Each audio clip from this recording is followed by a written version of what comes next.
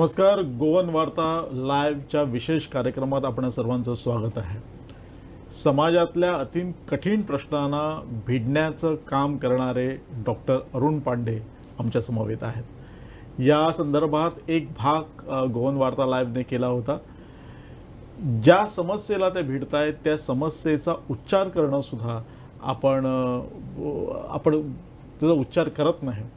आणि ती समस्या म्हणजे आपल्या समाजामध्ये पसरत चाललेला वेश्या व्यवसाय.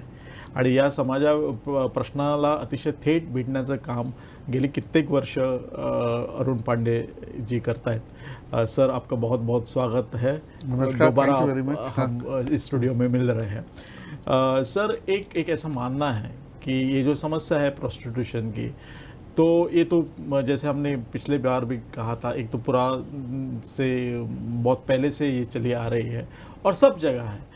तो जो इतने सालों से चली आ रही है और सब जगह है, किसी से वो ख़त्म नहीं होती. तो बहुत सारे लोगों का यह मानना है कि इसके लीगलाइज करो और कानून उसको बनाओ और उसको लीगलाइज करो. क्या कानून बनाने से ये जो समस्या है उसका हल हो सकता है? मेरे को लग रहा है कि लीगलाइजेशन के बारे में ज़्यादातर लोगों को समझ नहीं है. ओके, और अच्छा है कि आपने ये सवाल रेज किया. जहाँ तक कानून की बात है ना, जैसे हमने पिछली एपिसोड में चर्चा किया था, है ना, इमोरल ट्रैफिक प्रिवेंशन एक्ट है, जो कि कानून है ना, जो कॉमर्शियल सेक्सुअल एक्टिविटी या वैश्यावृत्ति के बारे में बहुत ही क्लियर कानून है, जो कि उसको ये एक क्राइम की तरह देखता है. और जो लोग इसमें इन्वॉल्व हैं, है ना, other than the girl, okay, उन सब लोगों को ऑफेंडर की तरह देखता है. पर एक स्कूल है ना, एक स्कूल ऑफ थॉट है और लोग का ये मानने का है कि हमें इसे लीगलाइज कर देना चाहिए, है ना, क्योंकि जो अभी जो है उसके अंदर किसी को खरीदना बेचना इज ए क्राइम. तो उनका ये कहने का है कि लीगलाइज कर दो कि खरीदना बेचना सही हो जाए.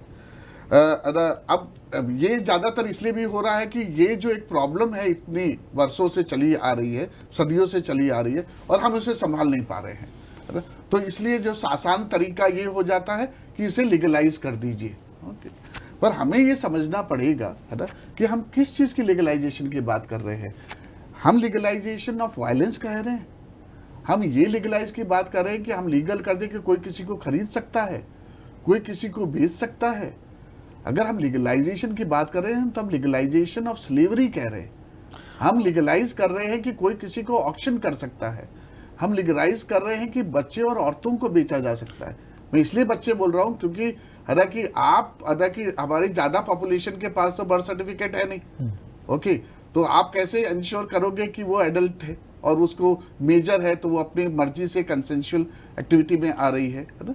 और मेरा ये मानने का है, तो अगर जो आप लीगलाइजेशन की बात करते हैं, जो लोग कहते हैं, है ना, लीगलाइज कर दो क्योंकि प्रॉब्लम का कोई सॉल्यूशन नहीं है ना, तो फिर आप डाउरी सिस्टम कर दो, है ना, आप डोमेस्टिक वायलेंस लीगलाइज कर दो, और सबसे बड़ी चीज़ है कि ड्रग ट्रैफिकिंग लीगलाइज कर दीजिए ना. जो लीगलाइजेशन के समर्थन में जो बोलते हैं उनका कहना यह है कि अगर इसमें से हमें वायलेंस हटाना चाहिए, इसमें से हमें कुछ जो बातें हैं जिसे हमने कहा है खरीदना बेचना वो हटाना चाहिए, तो लीगलाइज अगर हम करेंगे तो शायद ये जो बातें हैं वो समाप्त हो जाएगी. और मुझे एक प्रश्न आपसे इसी संदर्भ में पूछना है कि लीगलाइजेशन के बारे में अमेरिका या यूरोपियन देश है, उनमें वहाँ की अवस्था क्या है? अच्छा, पहली बात यह है कि जो ये कहते हैं कि हम लीगलाइज करके इसे रेगुलेट कर सकते हैं. ओके, है ना, पहली तो चीज़ ये है कि हम लीगलाइजेशन वायलेंस की बात करते हैं, और जहाँ तक रेगुलेशन की बात है किसी चीज़ को हम जितना कम कहें इंडिया के कॉन्टेक्स्ट में, है ना, उतना सही होगा. आपने देखा है कि कोविड किस तरह से, है ना, मिस हैंडल हुआ है. और इसके अलावा जो भी हमारे कानून हैं, ओके, है ना, चाहे लिकर पे हो, चाहे ट्रैफिक पे हो, ओके, कहाँ पे अच्छी तरह से मॉनिटर हो पा रहे हैं, है ना. पर हम इस विश्वास पे कि वो अच्छी तरह से हम मॉनिटर कर पाएंगे, जो इसको इम्प्लीमेंट करने के लिए उतना हमारे पास ह्यूमन रिसोर्स होगा, हमारे पास करप्शन नहीं होगा, ओके, और हम सही तरह से इंश्योर कर पाएंगे कि वायलेंस होगा. और मेरा सवाल उन लोगों से ये है कि आपके पास क्या सिस्टम होगा कि रूम के अंदर आप ये इंश्योर करोगे कि क्लाइंट कॉन्डम पहन रहा है कि नहीं पहन रहा है. क्या पुलिस वाला रूम के अंदर खड़ा होगा और इंश्योर करेगा कि क्लाइंट कॉन्डम पहन के सेक्स कर रहा है? नहीं कर सकता है ना. तो अगर आप नहीं कर सकते हो तो फिर लीगलाइजेशन की बात क्यों करते हो? ओके, तो पहला सवाल ये है। जहां तक दूसरा सवाल है कि जहां पे बढ़ रहे कि दूसरे देशों में क्या है, हर जगह है ना, जहां पे भी लीगलाइजेशन हुआ उसने सेक्स ट्रैफिकिंग को है ना नहीं रोक पाया है। ओके, सेक्स ट्रैफिकिंग चलता ही रहा है। ओके, यही कारण है कि ग्लोबली जो जो जो लोग जो इस इशू पे काम कर रहे हैं है ना, उनका ये मानने का है कि कहीं पे हमें जो स्ट्रैटेजी होनी चाहिए वो ये होनी चाहिए कि विक्टिम्स को हम प्रोटेक्ट करें। जो लड़की लोग हैं है ना, उनको वल्नरेबल पॉपुलेशन है, उनके साथ हम काम करें कि वो लोग ट्रैफिक ना हो। ओके, जो लोग ट्रैफिक हो गए हैं उनको हम रेस्क्यू करें और रिहैबिलिटेट करें, और दूसरी तरफ जो लोग ये बाजार में खरीद बेच कर रहे हैं है ना, उनके खिलाफ है ना एक्शन हो। और उस माने में देखने जाए तो जो हमारे देश का कानून है ना, बहुत ही प्रोग्रेसिव है, बहुत ही अच्छा है। ओके, प्रॉब्लम है तो सिर्फ इम्प्लीमेंटेशन की। Okay okay. सर, दूसरी एक बात कही जाती है उसके समर्थन में। तो एक तो बात कही जाती है कि अगर हम इस वेश्यावृत्ति या उस पूरे व्यवसाय को नष्ट करेंगे तो समाज में क्राइम बढ़ जाएगा, क्योंकि एक तरह से ये जो पूरी सेक्सुअल जिसे डिज़ायर है वो उसका शोषण करने का काम ये औरतें करती है। एक बात है। दूसरी बात, कुछ लोग समर्थन में यह बात कहते हैं कि जिनकी शादी नहीं हो पाई है या जिसके कोई पार्टनर नहीं है, तो वो अपनी ज़रूरत कैसे पूरी करे, तो उसके लिए कोई व्यवस्था होनी चाहिए, क्योंकि यह बहुत ही तो बेसिक नीड है। तो उसकी अवस्था को हम पूरा कैसे कर सके। ओके, अरे देखिए अरे ये जो आता है अरे ये एक पैट्रियार्कल सोच से आता है अरे पहली चीज ये है। दूसरी चीज ये है कि कहीं पे कोई भी इंपेरिकल डेटा है ना नहीं है जो ये इस्टेब्लिश करे है ना कि अगर प्रोस्टिट्यूशन नहीं हो रहा है ना तो सेक्सुअल क्राइम बढ़ रहा है। ओके, अगर आप देखने जाए बायना में रेड लाइट एरिया था, आज रेड लाइट एरिया नहीं है। ओके, तो क्या बायना में या वास्को में सेक्सुअल क्राइम बढ़ा है? नहीं। ओके, तो ये तो जो लोग इस बिजनेस को चला रहे हैं वो एक तरह से इस तरह का मिसकंसेप्शन फैलाने की कोशिश कर रहे हैं।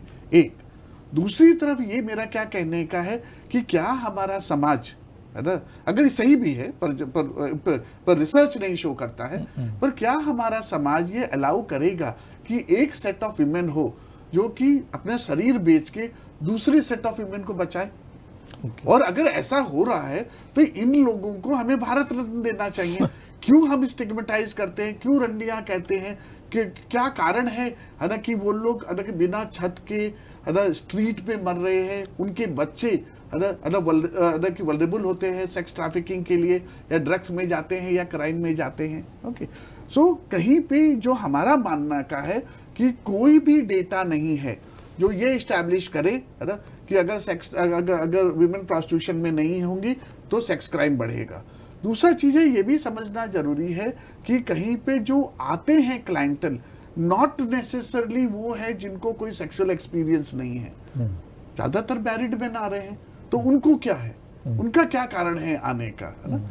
जो मेन प्रॉब्लम है जिस तरह से है ना हम अपनी मील लोगों का कि जो जिस तरह से हम पालन पोषण करते हैं, जिस तरह से हम उनको ओरिएंट करते हैं, जिस तरह से हमने उनको बनाया हुआ कि लड़की लोगों को किस तरह से देखना चाहिए, यही कारण है कि हम पाते हैं कि लोग लड़की लोगों को खरीदने के लिए जाते हैं। वो विचार चेंज करने का है। It is a behavioural issue, यानी वो केवल सेक्सुअल नीड नहीं है वो।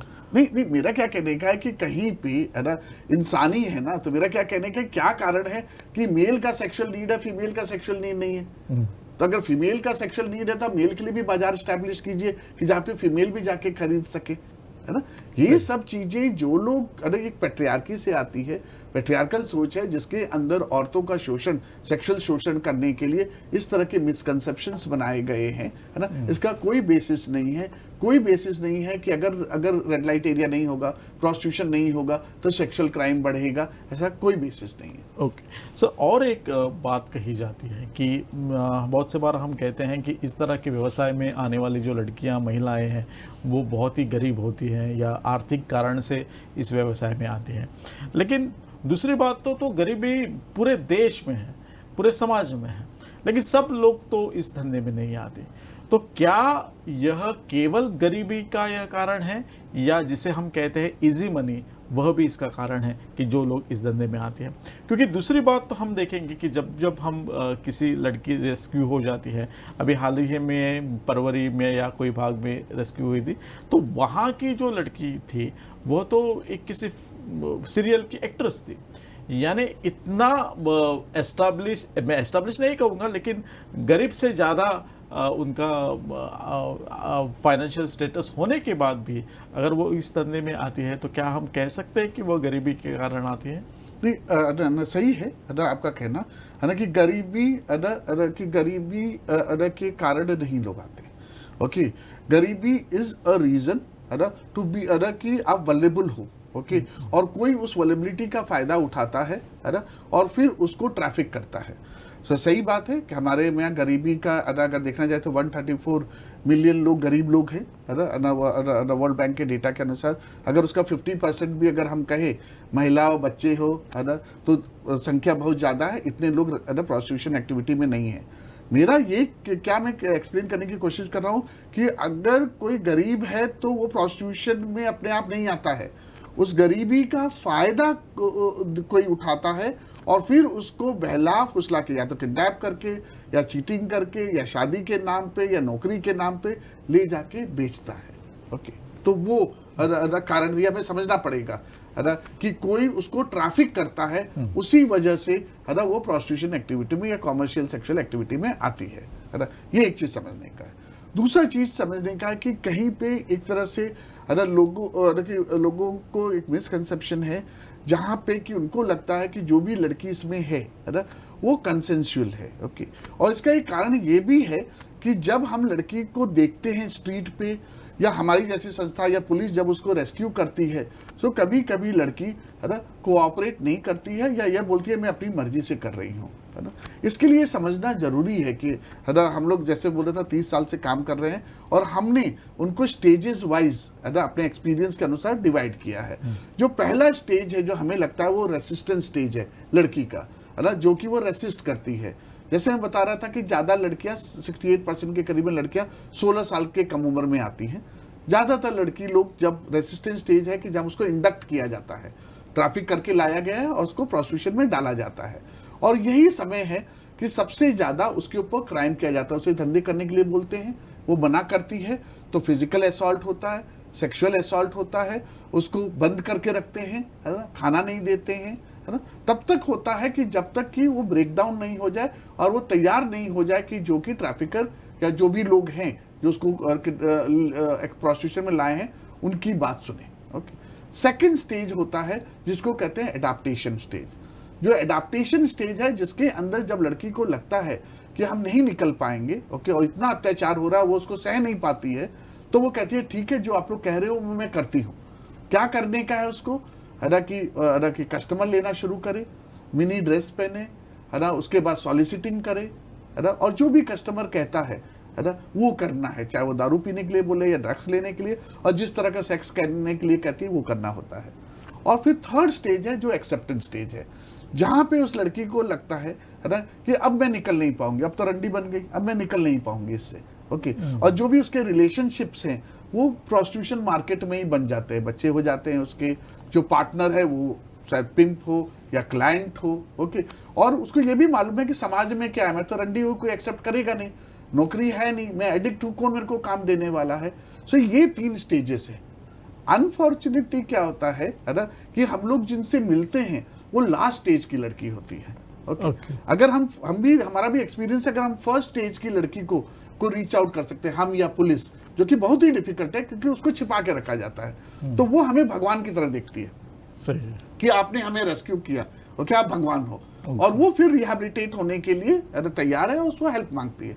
दूसरा स्टेज है वो गुस्सा है कि अभी तक क्यों नहीं आए, है ना, अब मेरे साथ अत्याचार शुरू हो गया, पर तो भी इसके साथ काम किया जा सकता है ना, वो कोऑपरेट करती है अगर उसके साथ प्रॉपर सर्विस प्रोवाइड किया जाए। जो थर्ड स्टेज है वो सबसे ज्यादा डिफिकल्ट है, पर अनफॉर्चुनेटली हम जो ओपिनियन बनाते हैं समाज या लॉ एनफोर्समेंट एजेंसी या एनजीओ, वो थर्ड स्टेज की लड़की को देख के बनाते हैं।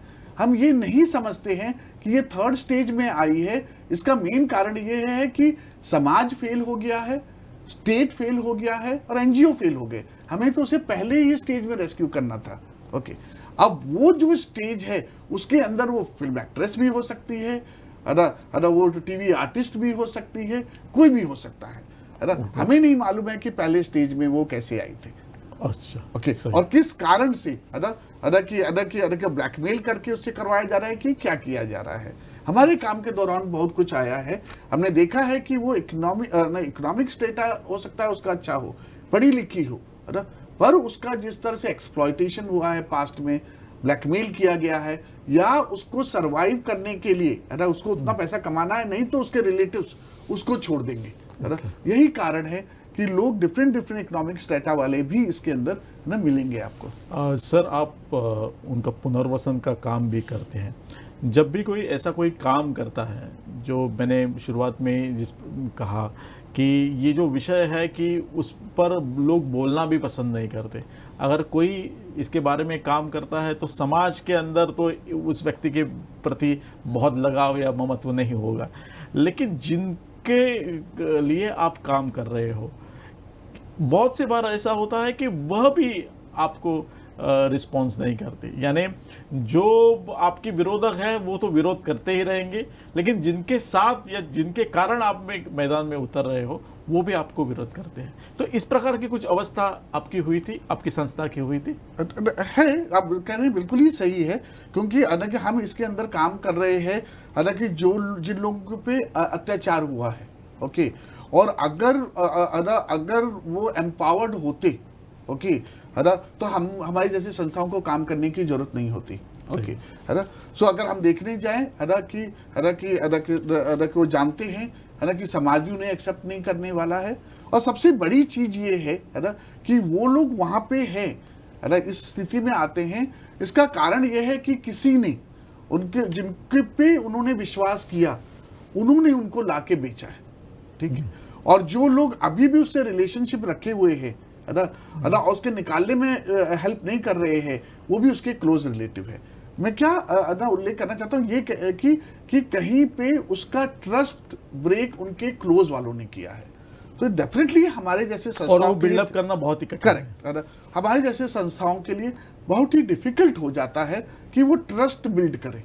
सही। ओके, पर ये हुआ है ना कि हमारे काम के दौरान, है ना, कि हमने वो ट्रस्ट बिल्ड किया है ना, और न केवल हमसे ट्रस्ट, एक अच्छा रिलेशनशिप बनने की वजह से उन्होंने, है ना, वेश्यावृत्ति से बाहर निकले हैं, बट हमारी जो मुहिम रही है ना, चाइल्ड प्रोस्टिट्यूशन रोकने के लिए, देवदासी प्रथा रोकने के लिए, उसमें वो एक्टिवली शामिल भी हुए हैं।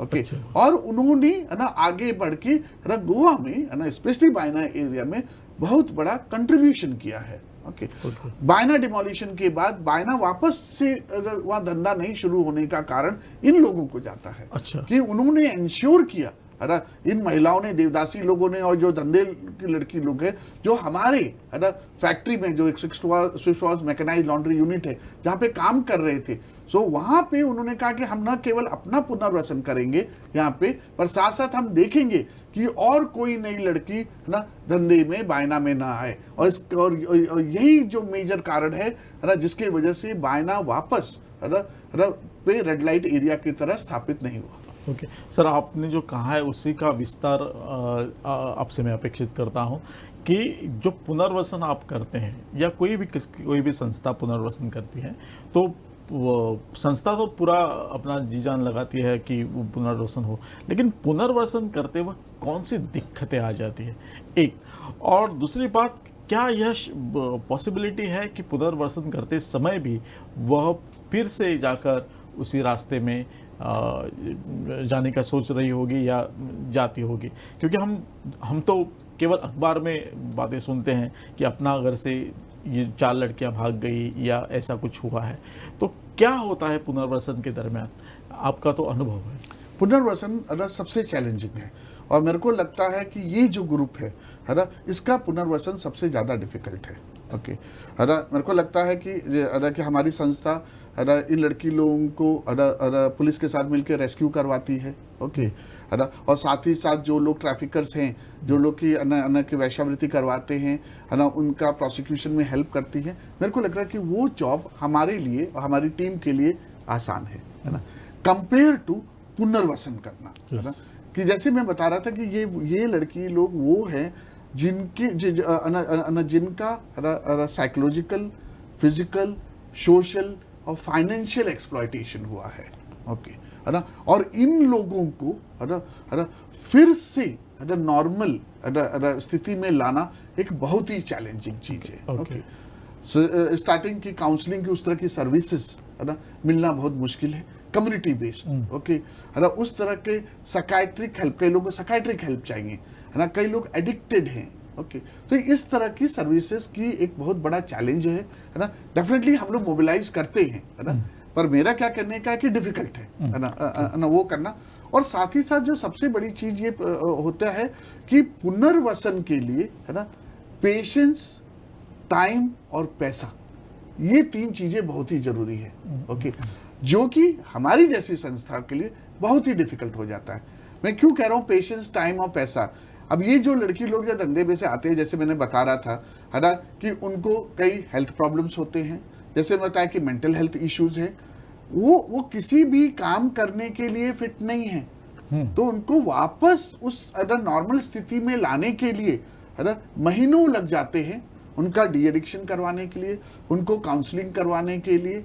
ओके, है ना, और सब लेवल पर लड़ना होता है डेफिनेटली। और उस समय और उस दौरान उसका घर कैसे चले, है ना, उसके लिए उसको जॉब की जरूरत है ना, उसके खर्चे तो हर रोज है ना, तो ये कहां से आएगा?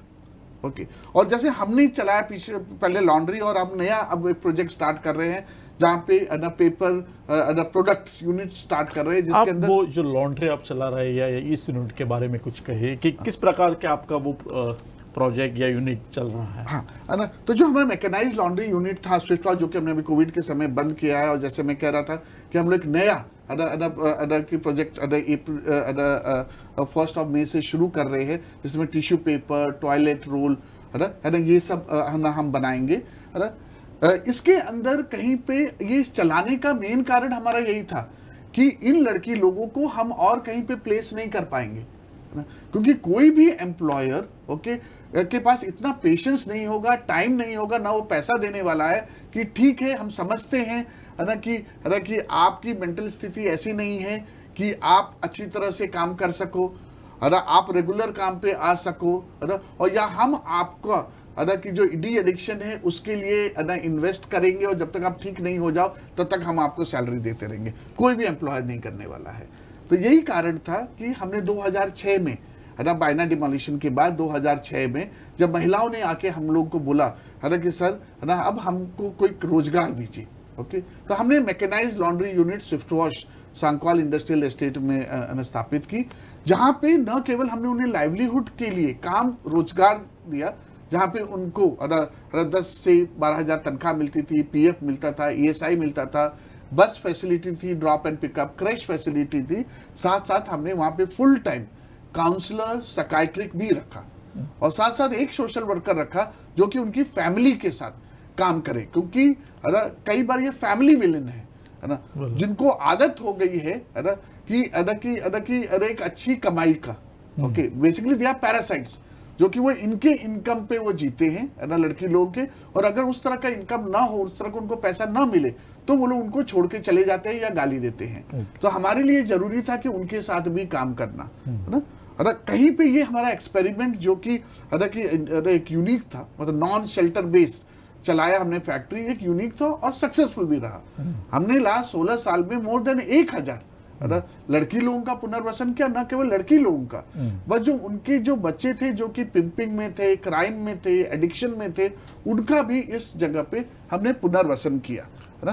पर चैलेंजिंग है ना, इतना आसान नहीं है, और हमें हम कह रहे हैं 1,000, ओके, पर संख्या गोवा में अगर देखने जाएं कि विमेन जो प्रोस्टिट्यूशन में बहुत ज्यादा है है ना। अगर जीसैक्स की स्टैटिस्टिक की देखें तो 4,500 से ज़्यादा है। तो हमारा ये मानना है कि एक संस्था है ना पे डिपेंड करना पुनर्वसन के लिए है ना काफ़ी नहीं होगा। जरूरी है कि सरकार है ना आगे बढ़े है ना, और ये जो एक इम्पॉर्टेंट ग्रुप है ना, जिसको हम कहते हैं कि they are victim of gross human rights violation, उनको रेस्क्यू करे, उनका रिहेबिलिटेशन करे। सर, आपकी बात सुनते वक्त एक बात मुझे समझ में आई कि अगर ये बात सदियों से चली आ रही है या सब जगह चली आ रही है, इसका अर्थ यह नहीं कि वो जस्टिफाई हो जाती है। अगर वो गलत है तो हमें सभी को वो बंद करने में और उसकी जो समस्या की जड़ें हैं वो निकालने में सभी की सहायता की आवश्यकता है। इसी संदर्भ में आपसे मैं पूछना चाहता हूँ कि इस समस्या के बारे में, यानी आप तो लड़ रहे हैं अपनी तरफ से, लेकिन सरकार और जो समाज है वह किस प्रकार से इस समस्या से लड़ना चाहिए, वो या आपकी सहायता उन करनी चाहिए?